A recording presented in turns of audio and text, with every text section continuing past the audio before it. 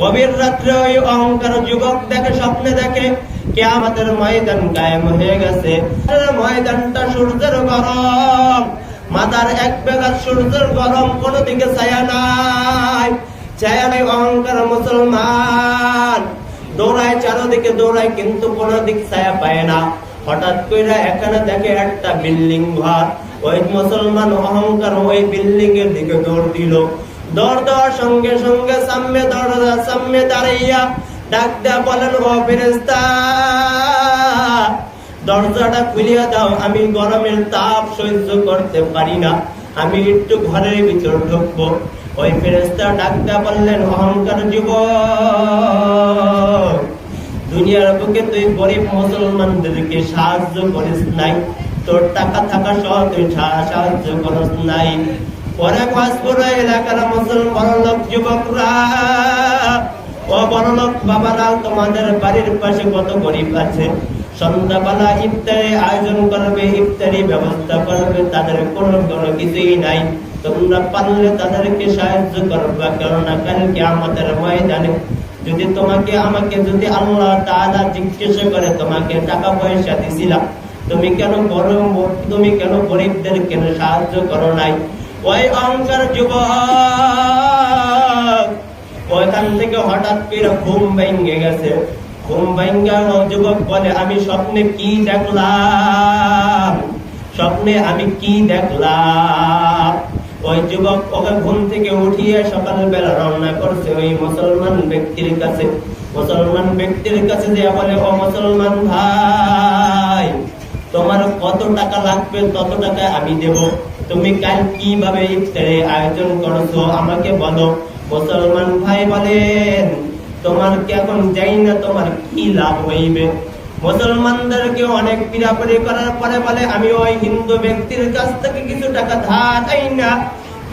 ধার আইনা আমি আমার ছেলে সন্তানকে নিয়ে ইফতারের আয়োজন করছি, ইফতারির ব্যবস্থা করছি। ওই মুসলমান ব্যক্তিকে বলেন, ধরো তুমি এই টাকাটা হিন্দু ব্যক্তিকে পরিশোধ করো। ওই মুসলমান ব্যক্তি বলেন, ওই হিন্দু বলছে পারলে আমি ফেরত দেবো, না পারলে ফেরত দেওয়া লাগবে না। ওই যুবক অহংকার মুসলমান ওই হিন্দু ব্যক্তির বাড়ির সামনে যেয়া দৌড়ায়। ওই হিন্দু ব্যক্তিকে বলে, ও মুসলমান ভাই, ওই বিধর্মী ভাই, তোমার কত টাকা লাগবে তুমি তত টাকা নিয়ে যাও, তুমি কত টাকা লাগবে তত টাকা নিয়ে যাও। হিন্দু যুবক বলতে আছে, ও মুসলমান ভাই, তোমার তো এখন লোভ লাগছে ওই জান্নাতের মধ্যে ঘর খানা দেখিয়া, ওই বিল্ডিং এর তোমার লোভ লাগে গেছে, তুমি ওই বিল্ডিং এর লোভ লাগে গেছে, এখন বিল্ডিং এর লোভ কইরা তোমার কোনো লাভ নাই। আমাকে বিধর্মী বইলা লজ্জা দিও না। ও মুসলমান ভাই, আমি যখন গভীর রাত্রে ঘুমাই তখন আমার নবী স্বপ্নে আইসা বলেন, ও বিধর্মী, কিয়ামতের ময়দানে কিভাবে তুই ওই জাহান্নামের আগুনের ভিতর জ্বলবি, কিভাবে তুই ওই জাহান্নামের আগুনের ভিতর জ্বলবি, আমি নবী সহ্য করতে পারবো না। জলদি কইরা আয়, আমার হাতে কালিমা পড়িয়া তুই মুসলমান হয়ে যা। আল্লাহ তাআলা জলদি আল্লাহর হাবিব তার নিজের হাতে কালিমা পড়িয়া মুসলমান বানাই দিলেন। ও মুসলমান ভাই, একজন বিধর্মী যদি একজন ব্যক্তিকে ইফতারের আয়োজন কইরা যদি ওই ব্যক্তি আল্লাহর নবীর সাক্ষাৎ পেয়ে যায়, আল্লাহ তাআলা স্বপ্নে যদি কালিমা পড়াইতে পারে, তাহলে তুমি আর আমি মুসলমান, আল্লাহর নবী আমাকে তোমাকে স্বপ্নে দেখাইতে পারে।